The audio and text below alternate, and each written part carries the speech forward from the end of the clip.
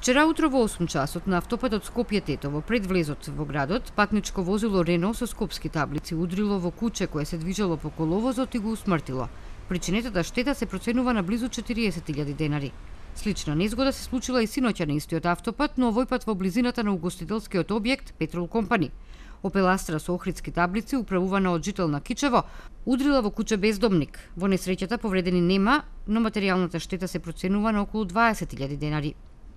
Во Тетово пак, околу 20 часот на улицата Маршал Тито, пред угостителскиот објект Лираку, непознато возило удрило во 17-годишен велосипедист и веднаш го напуштило местото.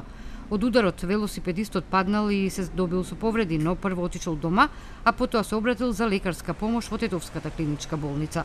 По укажаната помош, малолетникот е задржан на обсервирање. Извршен е увид на местото на несреќата и се работи на откривање и пронаоѓање на возилото и возачот.